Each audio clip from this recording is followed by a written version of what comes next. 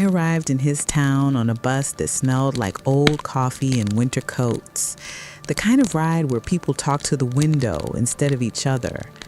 He was waiting by the curb, hands jammed in his jacket pockets, relief and something like pride mixing on his face, like he brought me home the way you bring in groceries before the storm hits. The street curled past brick storefronts with faded awnings, a barber pole still turned in slow, stubborn circles. On porches, last year's flags forgot to come down. It wasn't a hostile welcome, exactly.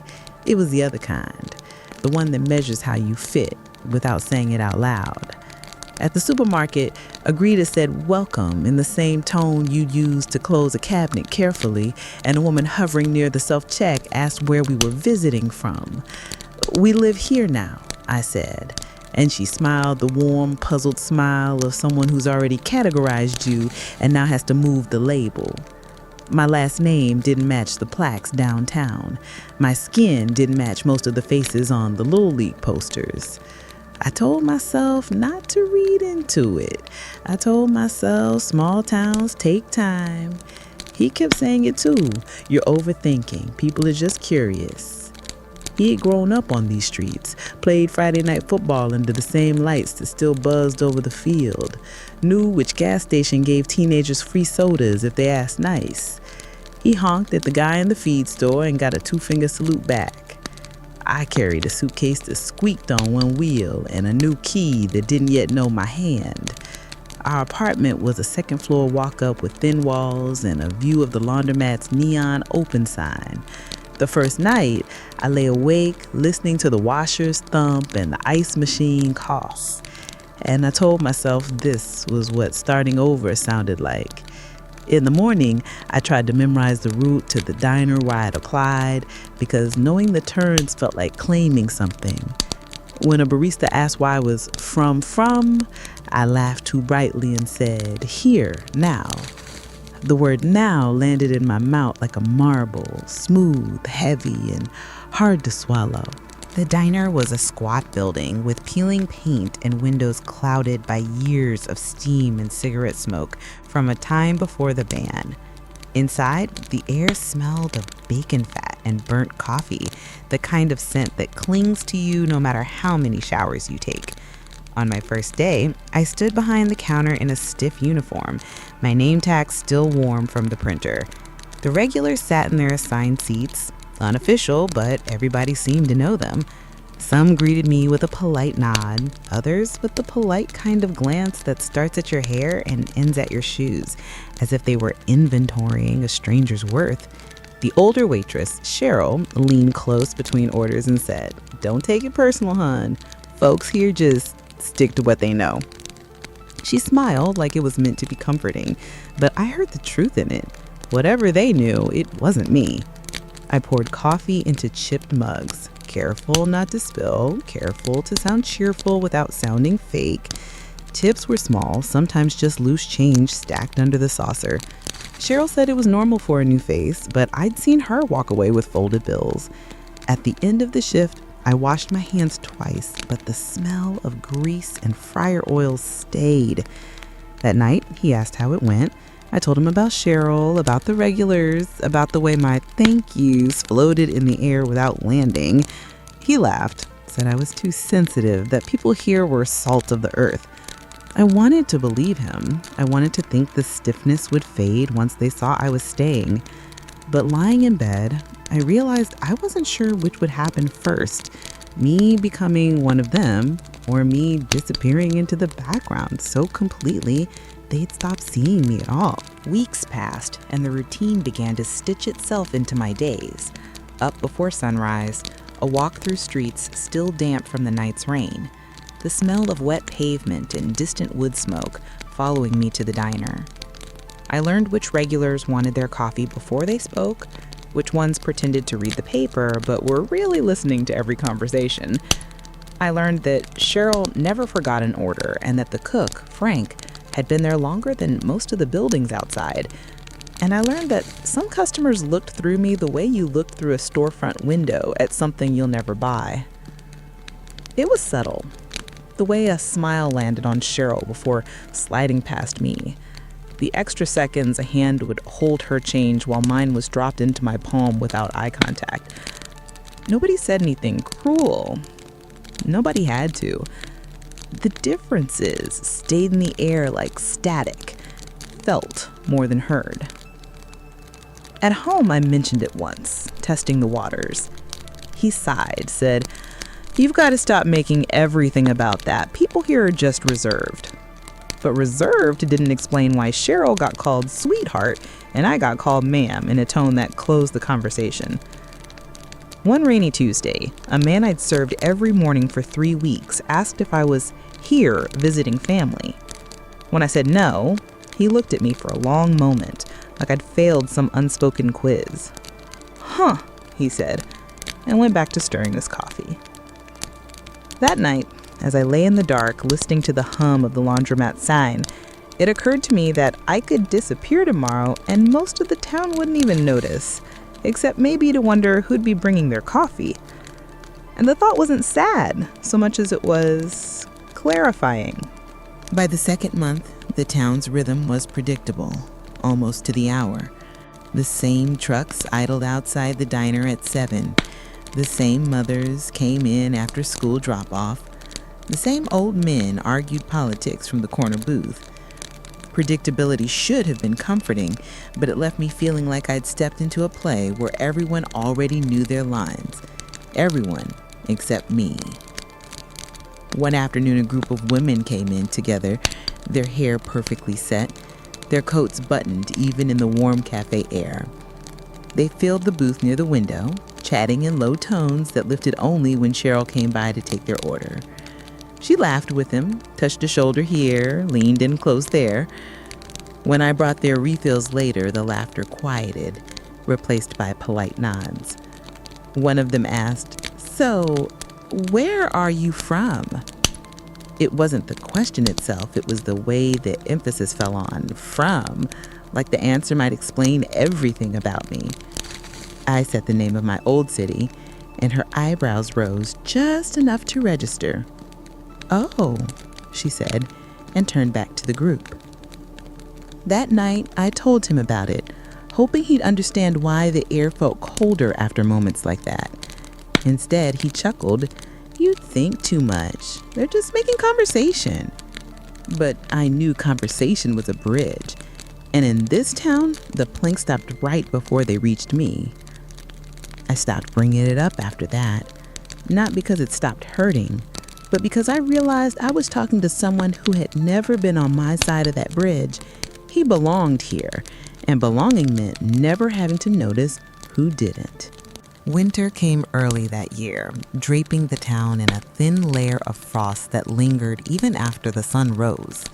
The diner's windows fogged from the heat inside, and my hands stayed red from washing dishes in water that never cooled. Business slowed, giving me more time to notice the smallest things. How Cheryl always got asked about her family, how Frank was invited to Sunday barbecues, how even the delivery guy lingered longer at their side of the counter. With me, conversation stayed brief, as if people were afraid to accidentally reveal too much. At home, he seemed distracted. Some nights he worked late, coming in smelling faintly of beer and someone else's perfume. Not strong enough to accuse, but strong enough to make my chest tighten. I told myself not to jump to conclusions, that it could have been the bar or a hug from an old friend, but the doubt stayed, curling in the corners of my mind like smoke you can't quite see. One evening, I asked if he wanted to invite anyone over for dinner. He hesitated, then said, "It's just easier to meet up with people out." I nodded, though I felt the truth pressing between us, that his world existed outside our apartment, in places I didn't belong. That night, I lay awake listening to the wind push against the thin windows. I thought about the town, the diner, the polite smiles that never reached their eyes. And I thought about him, out there somewhere, in the warmth of someone else's acceptance. The cold in our apartment wasn't from the draft. It was from the distance growing between us, inch by inch, day by day. The first snow settled like a veil over the town, muting even the sound of passing cars. At the diner, the regulars stomped their boots and rubbed their hands before settling into their spots, eyes scanning the room the way people do when they're looking for something familiar. Cheryl's cheeks were pink from the cold, her blonde hair tucked neatly into a knit cap she took off as soon as she walked in. I caught my reflection in the chrome of the coffee urn, dark skin against the white tile walls, curls pulled back tight to keep them out of my face, a uniform that fit but never quite felt like mine. It wasn't that anyone said anything. It was in the way conversation slowed when I approached, in the polite nods that ended too quickly, in the glances that slid over me like I was part of the background. Cheryl got asked about her kids and her weekend plans. I got asked for more coffee. Once, a customer leaned across the counter and said, "Bet you're not used to this kind of cold," in a tone that made it sound less like weather and more like warning. I smiled because that was easier than answering. At home, he came in later and later. One night I smelled perfume again, soft and floral, not mine. I didn't say anything. Instead, I watched him move around the kitchen, his skin blending into the familiar light of this place in a way mine never would. He talked about his day. I nodded, thinking about how belonging can make someone blind to what you're missing. That night, I lay in bed listening to the muffled hum of the laundromat sign. Outside, the snow kept falling, making everything look the same. Inside, I felt more visible than ever, and somehow more invisible too. By January, the cold felt permanent, like it had seeped into the walls and settled in my bones. The walk to the diner was quieter now, my boots crunching through snow that never seemed to melt. Inside, the heater rattled, struggling to keep up, and the smell of burnt coffee was thicker than usual. The regulars still came, bundled in layers, their faces raw from the wind. They greeted Cheryl with familiar nicknames, teasing her about her famous smile. When they looked at me, it was with polite recognition, as though I were a seasonal hire they'd eventually forget. One afternoon, during a slow stretch, Cheryl scrolled through her phone, showing me photos from a friend's party. Every face in those pictures was white, the same as every face in this town, except mine. She must have noticed the way I lingered on one group shot, because she laughed and said, "You'd stand out here, huh?" I forced a small laugh back, but inside I thought, I stand out everywhere here. Later that night, he told me he was meeting the guys for a drink. I didn't ask who. They were names I'd heard before, all from the same world that never seemed to have room for me. When he came back, his cheeks were flushed, his jacket smelling faintly of beer and that same floral perfume. I didn't confront him. I just asked how his night was. And he said, "Good," in a way that closed the door to any other question. Lying in bed, I watched the frost creep along the edges of the window. The silence between us felt heavier than the cold outside. And for the first time, I wondered if the two, the town's quiet distance and his growing absence, were part of the same thing. A life that had already decided where I did and didn't belong. The snow turned to ice overnight, sheathing the sidewalks in a thin, treacherous glaze. At the diner, we kept a bucket of salt by the door, scattering it whenever a new set of footprints appeared. Business was slow, and Frank spent most of the morning leaning on the pass-through, listening to the radio. I kept busy wiping down tables that were already clean, trying to shake the feeling that my presence there was tolerated rather than wanted. That afternoon, a man I hadn't seen before came in, his coat dusted with road salt. He slid into a booth and looked me over in a way that made my skin prickle. "You're not from around here," he said, as though it were a fact I owed him. I gave my usual answer, "Here now," but he kept staring like he was deciding whether that was good enough. When Cheryl came to drop off his order, his whole face changed. Easy smile, familiar tone, a laugh that sounded like it belonged here. Later, as I refilled his coffee, he asked if my husband was local. I hesitated, then said yes. "That explains it," he said, not bothering to clarify what he meant. He left a $1 tip and a half-finished plate. That night, I told him about the stranger, about the way the words had felt like a riddle I didn't want to solve. He shrugged, said, "Some people just don't know how to talk to outsiders." I wanted to tell him that after all these months, I was still an outsider. Maybe I always would be, but the words stuck in my throat. When he left again that evening, the smell of perfume seemed stronger. I sat on the couch, the hum of the fridge filling the silence, and realized I didn't know which hurt more, the town's quiet rejection or his quiet betrayal.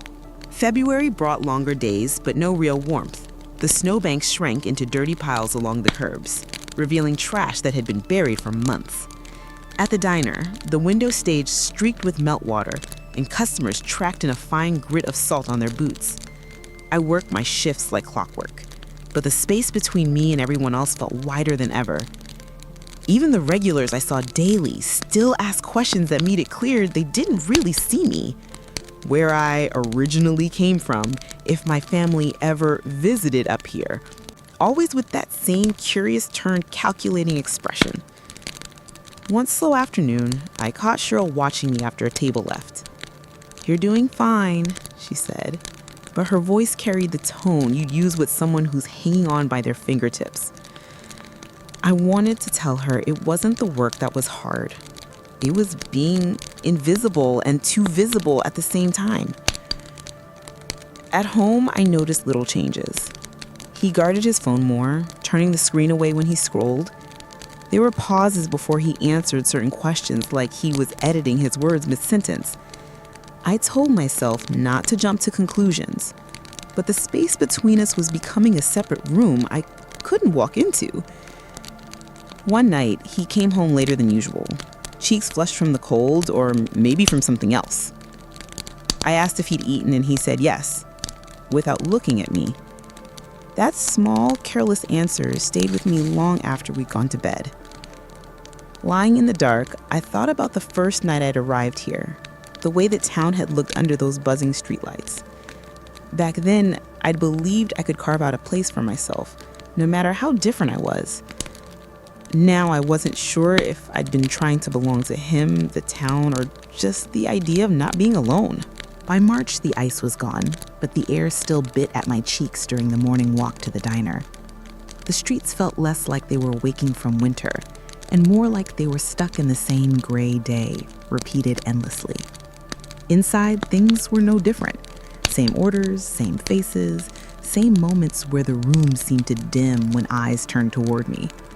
One morning, as I was topping off coffee for a couple near the window, the woman asked if I was related to the Johnsons out on Miller Road. I told her no, and she laughed lightly, saying, "Oh, I just thought, you know." She didn't finish the sentence, but the pause did the work for her. I smiled, because that's what you do when someone gives you a comment shaped like a question you don't want to answer. That night, he came home smelling faintly of cologne that wasn't his. It wasn't the floral perfume this time, something sharper, muskier. He kissed my cheek, his lips cold from outside, and asked about my day without really listening to the answer. I studied his face in the lamplight, wondering how long I'd been pretending not to see the signs. After he went to shower, I stood in the kitchen, the hum of the fridge loud in the stillness. I thought about the town, the way it seemed to have decided who I was before I'd even said a word. I thought about him, slipping further away into a world that welcomed him without question. When he came back into the room, hair damp, smiling like nothing had changed, I realized something. I wasn't just losing him.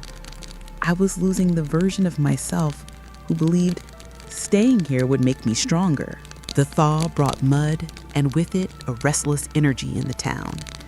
People lingered outside the diner a little longer, smoking or chatting on the sidewalk, but the small talk still flowed around me like water around a stone. Inside, Cheryl's laughter carried above the clink of dishes, warm and easy, and I caught myself wondering if she'd even noticed if I left for good. One slow afternoon, I went to the storeroom for more napkins and found my phone buzzing in my apron pocket. It was a message from an old friend back home. How's life treating you out there?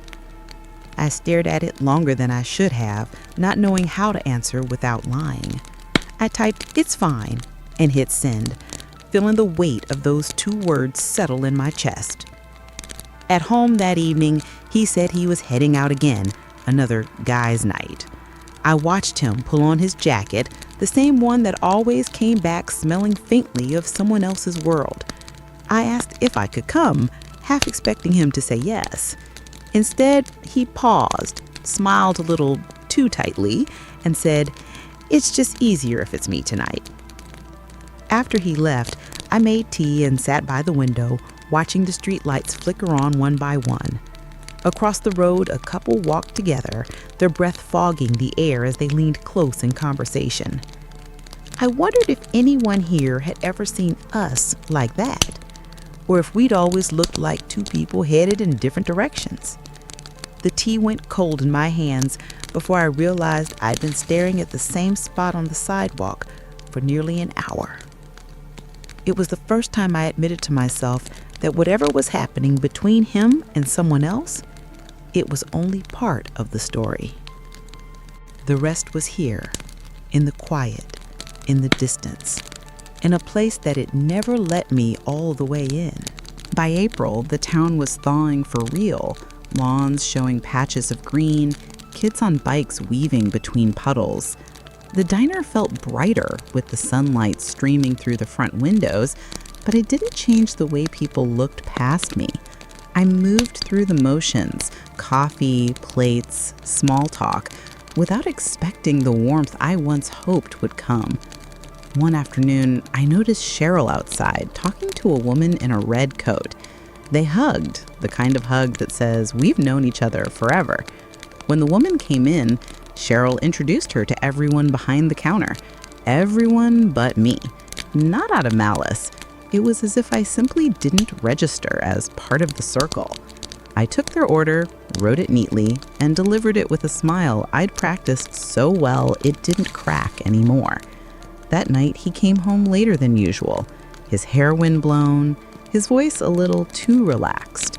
I asked where he'd been, and he said out, in a way that suggested the details were none of my business.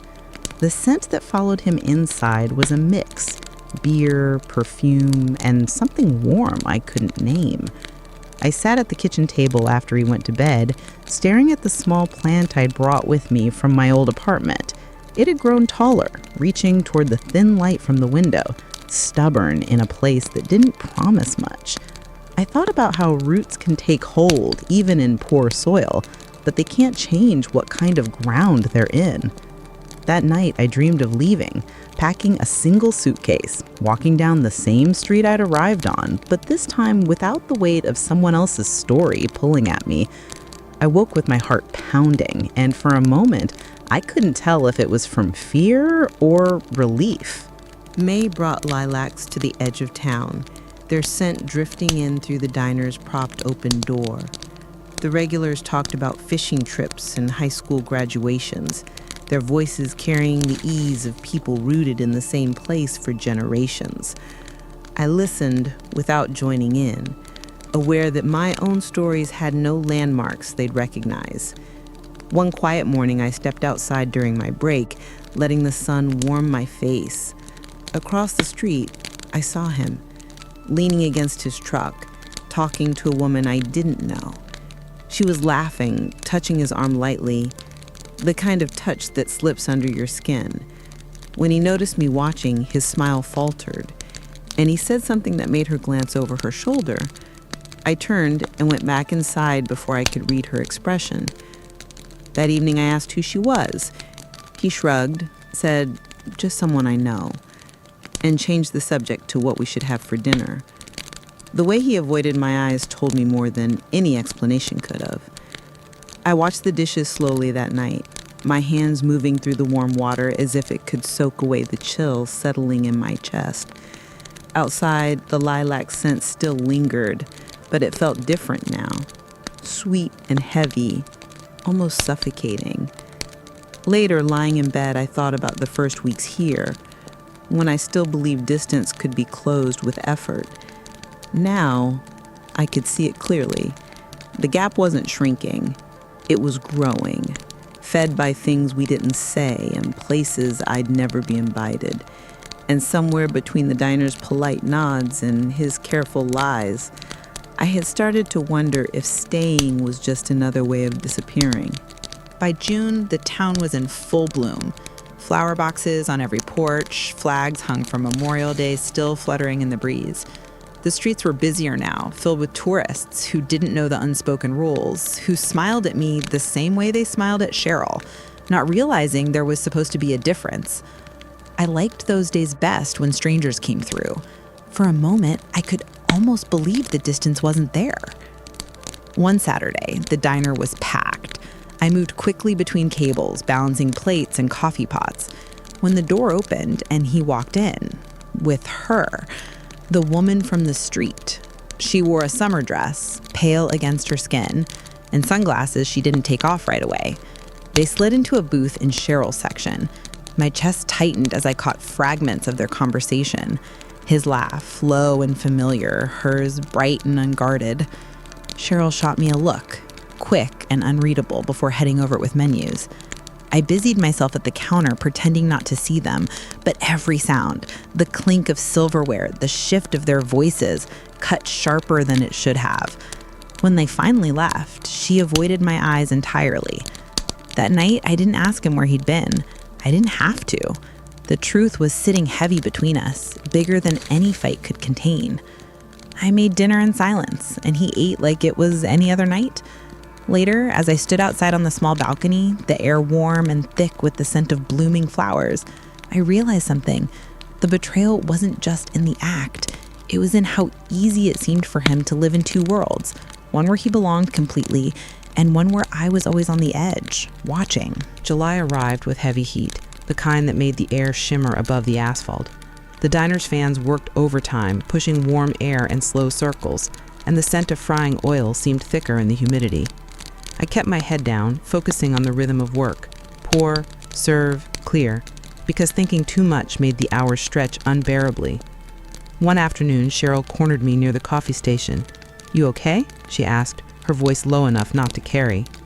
I wanted to say no, to tell her about seeing him with that woman, about the perfume, the late nights, the way this town pressed against my skin like something I couldn't wash off. But I only said, "I'm fine." She looked at me for a moment longer, then nodded, like she knew I was lying but wouldn't press.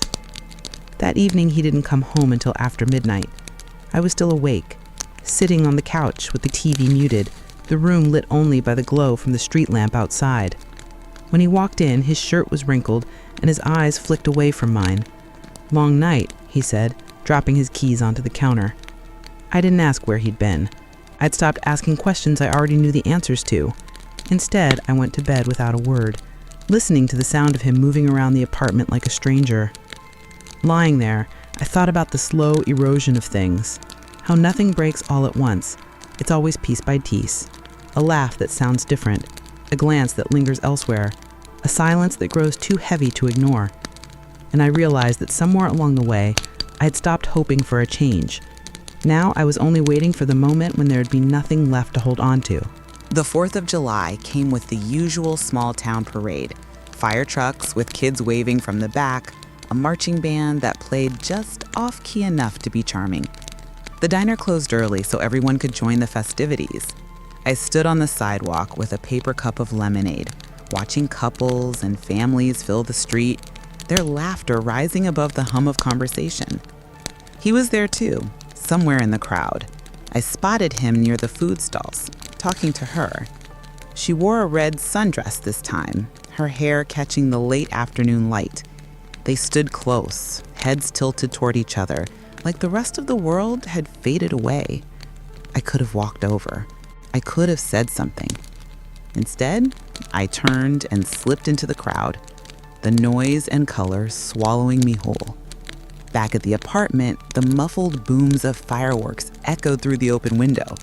I sat in the dark, watching bursts of light flare in the distance, each one gone before I could fully take it in. He came home smelling faintly of grilled food and smoke, his voice too casual as he asked if I'd seen the show. I told him I had. leaving out the part where I had also seen him. That night, lying in bed, I thought about the way fireworks burn. Bright, loud, impossible to ignore, and then nothing but smoke. I wondered if that's what we were now. A brief spectacle, already fading, leaving behind only the reminder that it had once been beautiful.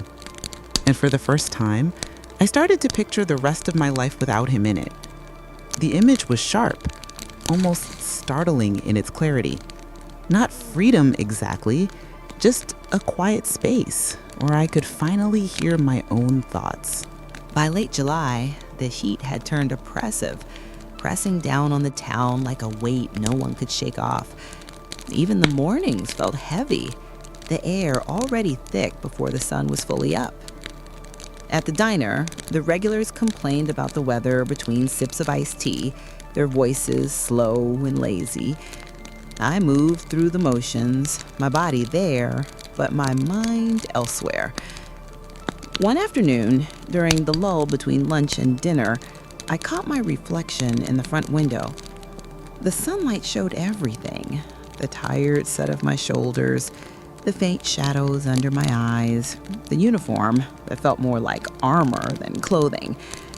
Behind me, Cheryl chatted easily with a couple at the counter, her laughter rolling out like a breeze. I realized I couldn't remember the last time I'd laughed like that here. At home, he was spending more nights out than in. He'd offer vague explanations. Late work, a friend's birthday, just needed to clear my head. None of which asked for a follow-up. I stopped trying to read his expressions. The answers were always the same, whether he said them or not. One evening, after he left again, I sat on the balcony with a glass of water, watching the sky shift from gold to deep blue. Somewhere below, a neighbor played soft music, the melody floating up to where I sat. For a brief moment, I imagined packing a bag, walking down the stairs and not stopping until the road split and I could choose any direction but back. The thought stayed with me long after the music faded. It wasn't a plan yet, more like the first crack in a wall I thought was permanent. But cracks grow, even if you don't touch them, and I could feel something in me beginning to shift. August arrived with sudden storms, the kind that rolled in fast and left the street steaming afterward. One evening, rain hammered against the diner's windows, and the smell of wet asphalt drifted inside every time the door opened. We were half empty, just a few regulars nursing coffee and pie. The quiet made it harder to keep my thoughts from circling back to him. When my shift ended, I stepped outside into the thick, damp air. The rain had slowed to a drizzle, but the street still glistened under the lamplight. I took the long way home, past the park where the grass was slick and the benches sat empty. From a distance, I saw his truck parked outside a bar, not the one he usually went to. Through the rain-streaked window, I caught a glimpse of him at the counter, her hand resting lightly on his arm.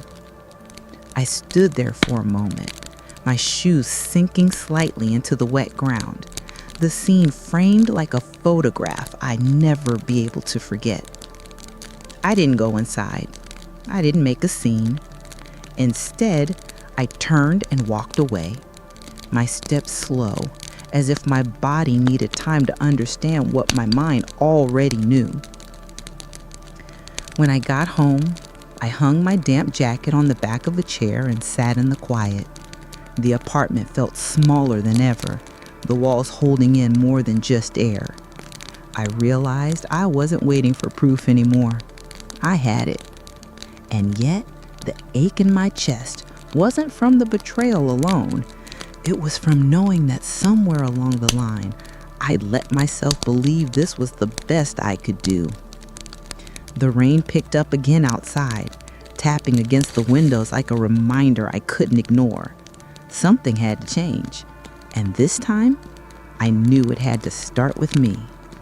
The next morning, the air was clear and sharp, as if the storm had washed away the haze that had been hanging over everything. I woke before sunrise, the apartment quiet except for the faint hum of the fridge. He hadn't come home the night before.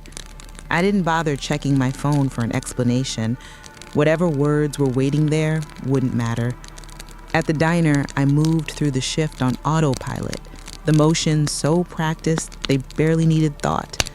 Cheryl asked if I was okay, and I gave her the same answer I'd been giving for months. But something in my voice must have been different, because she gave me a long look, like she was trying to decide if she should say more. She didn't. On my break, I sat outside with a cup of coffee, watching the street. The early light caught in the windows of the shops, turning everything gold.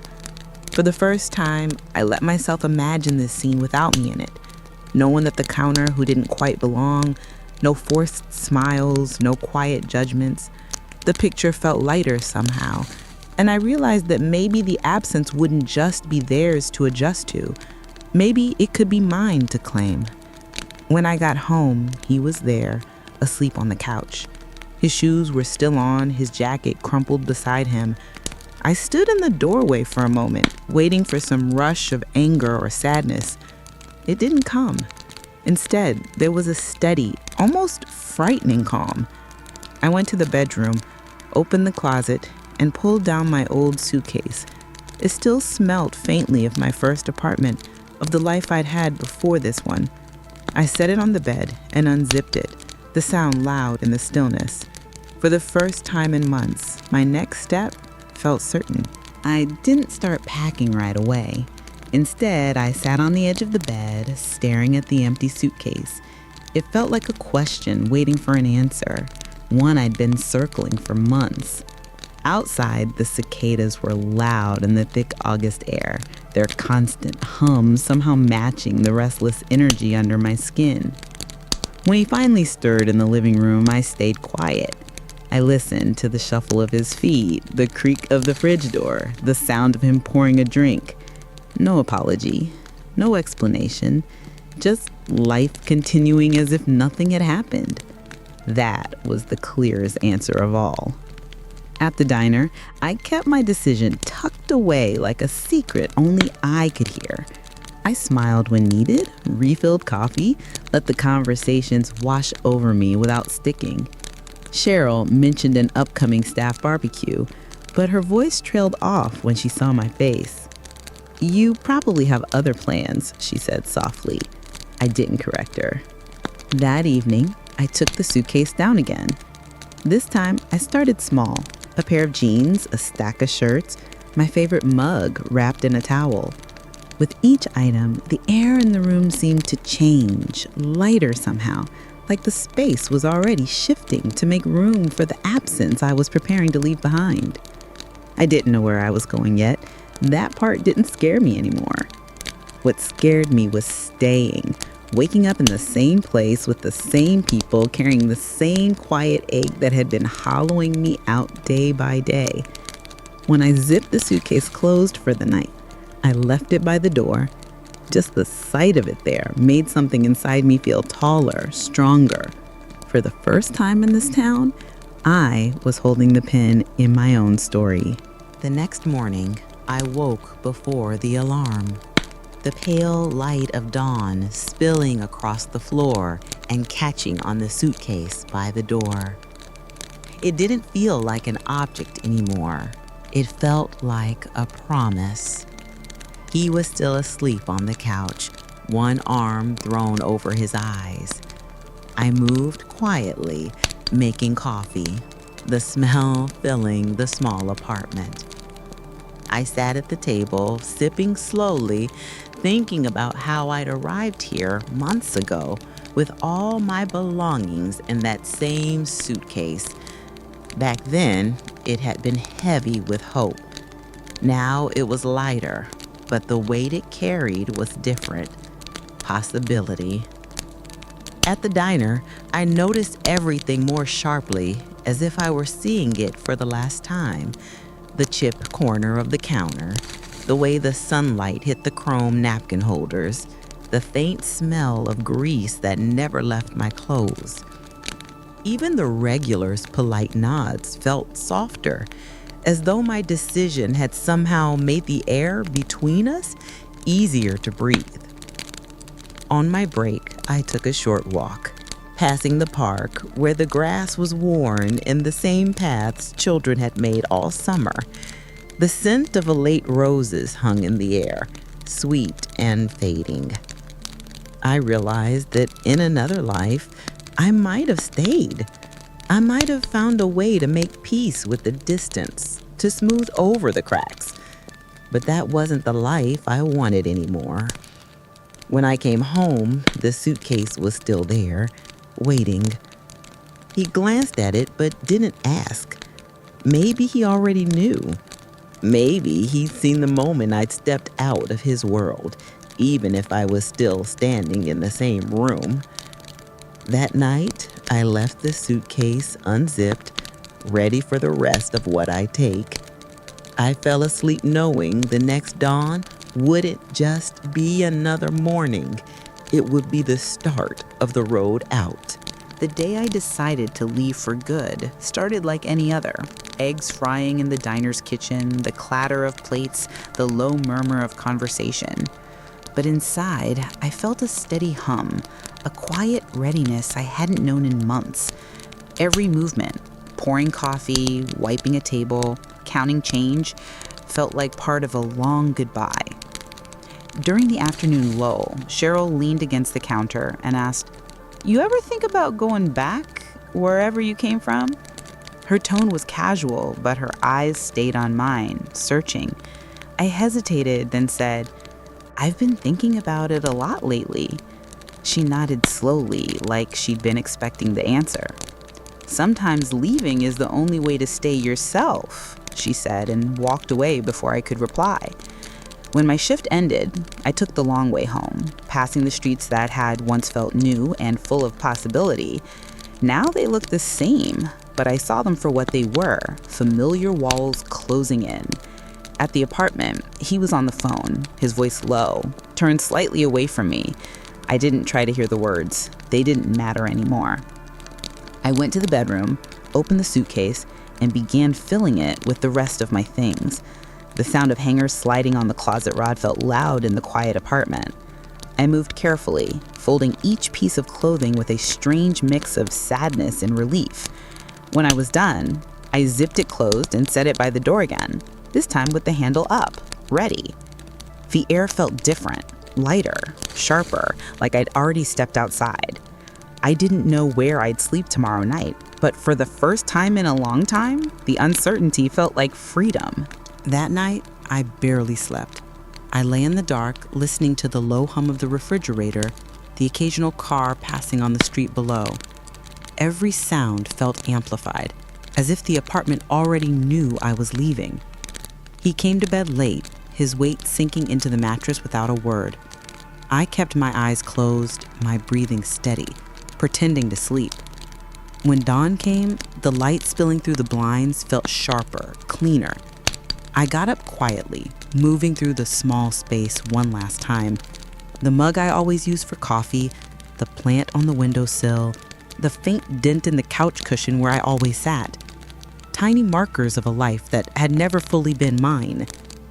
He stirred as I zipped my jacket. "Where you going this early?" he asked, his voice rough with sleep. I turned to him, the suitcase handle in my hand, and said, "Out." I didn't offer more. His eyes flicked to the suitcase, then back to me, and for a moment, I thought he might ask me to stay, but he didn't. He just lay back down, pulling the blanket over his shoulder. I stepped into the hallway, the door closing behind me with a soft click. The morning air was cool, carrying the faint scent of rain from the night before. The street was quiet, empty in a way that felt almost like a blessing. As I walked toward the bus station, my heart pounded. Not from fear, but from the sudden, dizzying awareness that I was free. Not free from the town or from him, but from the slow erosion of myself that had been happening every day I stayed. The suitcase felt lighter than I expected, and for the first time in a long while, so did I. The bus station was nearly empty, just a clerk behind the counter and an older man sipping coffee from a paper cup. I bought a one-way ticket to the first city on the schedule, not caring about the details, only that it was away from here. The clerk slid the ticket across the counter without looking up, and I felt an odd relief in being just another traveler passing through. I found a seat by the window, the suitcase tucked at my feet. Outside, the sky was a soft gray, the kind that could turn to rain or clear by noon. As the bus pulled away, the streets I'd walked for months passed by in reverse. Familiar storefronts, the diner's faded sign, the corner where I'd first met Cheryl. None of it felt like mine anymore. The town shrank behind me, replaced by stretches of open road and the blur of trees. I thought about the day I'd arrived there, how certain I'd been that I could make a life in a place that never saw me as its own. I thought about him, about the woman in the red dress, about all the silences that had filled the spaces between us. Somewhere along the highway, the bus rolled past a field of wildflowers, bright against the muted sky. I pressed my hand to the glass, feeling the vibration of the road beneath my palm, and realized I was smiling, not from joy exactly, but from the quiet certainty that I was moving towards something better, even if I didn't yet know what it was. The bus carried me farther, each mile a small erasure of the life I'd left behind. And for the first time in years, the horizon felt open. By midday, the bus had carried me into a city that hummed with movement. Traffic lights changing in quick succession, people weaving through crosswalks with purpose, the smell of food carts drifting through the air. It was overwhelming at first, the sheer volume of life around me after months of quiet streets and familiar, guarded faces. But beneath the noise, there was a strange calm. Here, I could disappear into the crowd and no one would care where I came from. I checked into a small motel near the station, the kind with faded carpet and a humming air conditioner in the window.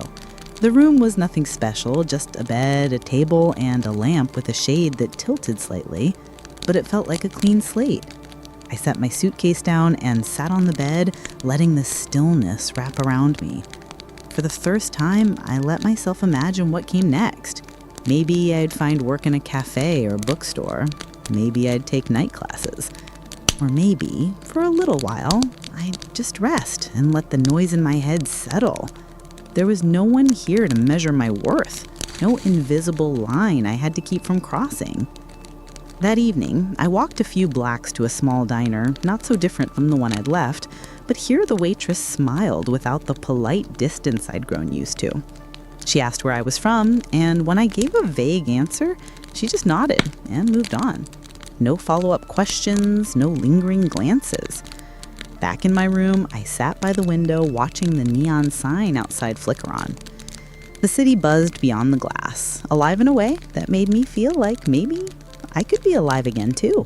The days that followed blurred together in a way that felt oddly gentle. I woke when I wanted, walked the city without a destination, and let the unfamiliar streets carry me. There was a kind of anonymity here that I'd never known in the small town. No one's gaze lingered long enough to make me feel out of place. One afternoon, I found a secondhand bookstore tucked between a laundromat and a cafe. Inside, the air smelled of paper and dust, and the shelves were crowded with mismatched stacks. I wandered through slowly, trailing my fingers along the spines until I found a worn copy of a poetry collection I'd loved years ago. The woman behind the counter rang it up without small talk, slipping it into a paper bag with a simple, "Have a good day." It was a small thing, but it felt like respect, being allowed to just exist without explanation. Back at the motel, I read until the sunlight shifted across the room, the words pulling me into a quieter place inside myself. Every so often, my thoughts drifted back to the life I'd left.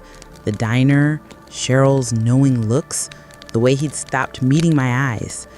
The memories still carried weight, but they no longer felt like anchors. That evening, I took a different route on my walk, ending up in a park where the air was warm and smelled faintly of cut grass. People were scattered on benches, talking, reading, or simply watching the world go by. I sat for a while, letting the hum of the city wash over me, and thought, this could be the beginning of something.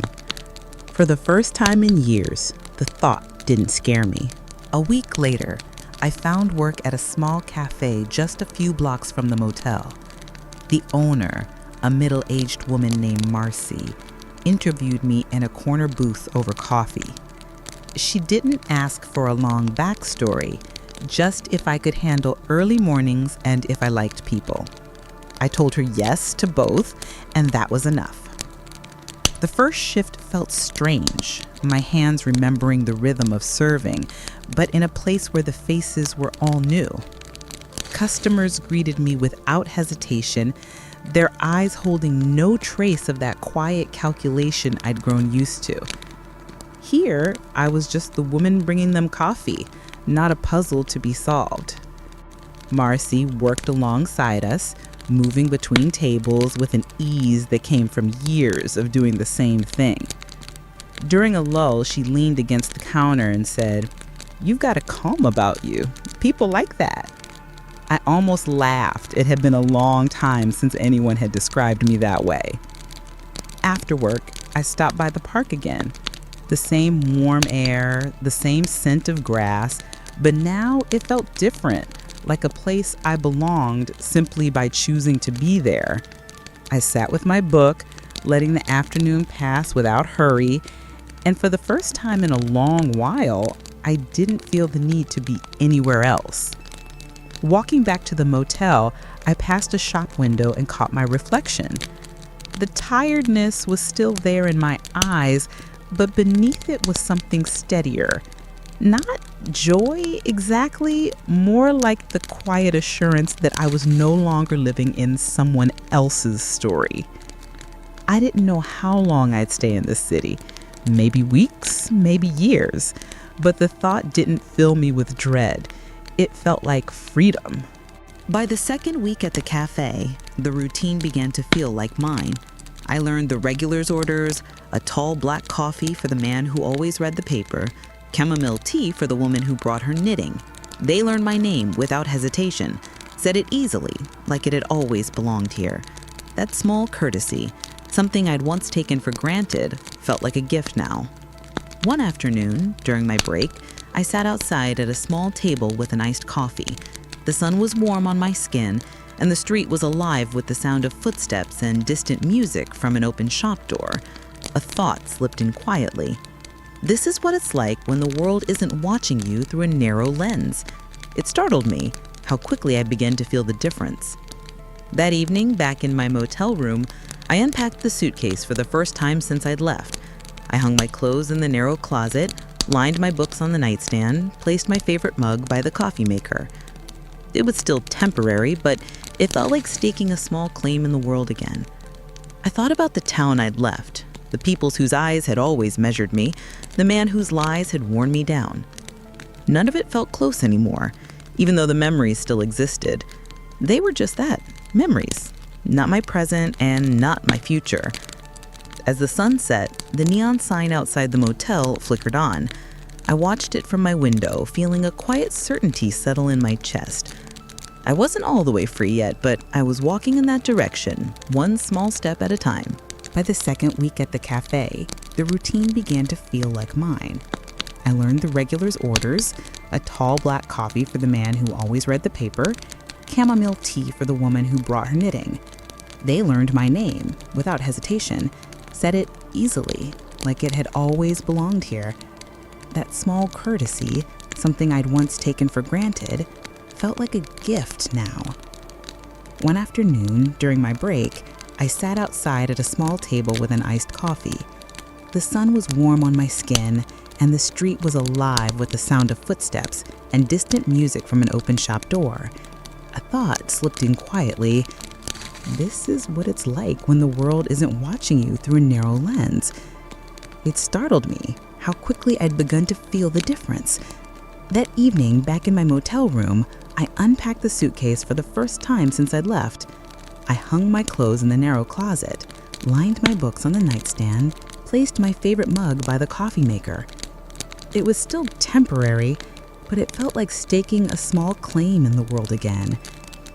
I thought about the town I left, the people whose eyes had always measured me, the man whose lies had worn me down. None of it felt close anymore, even though the memories still existed. They were just that, memories, not my present, and not my future. As the sun set, the neon sign outside the motel flickered on. I watched it from my window, feeling a quiet certainty settle in my chest. I wasn't all the way free yet, but I was walking in that direction, one small step at a time. Autumn settled in fully, painting the trees in deep reds and golds. The mornings at the cafe were brisk, the air carrying the smell of fresh bread from the bakery down the street. I'd started to learn the city in small ways. Shortcuts through side streets, which park benches caught the afternoon sun, the quiet corners where I could sit and read without interruption. One evening after my shift, I walked to the park and found it almost empty. The leaves crunched under my shoes as I followed the path to my favorite bench. The sky was streaked with orange, fading into purple, the kind of light that made everything look softer. I sat there, letting the stillness settle around me, and realized how far I'd come, not in miles, but in the space between who I'd been and who I was now. I thought about the small town, the diner, the man whose presence had once shaped my days. It all felt like a distant photograph, the edges already fading.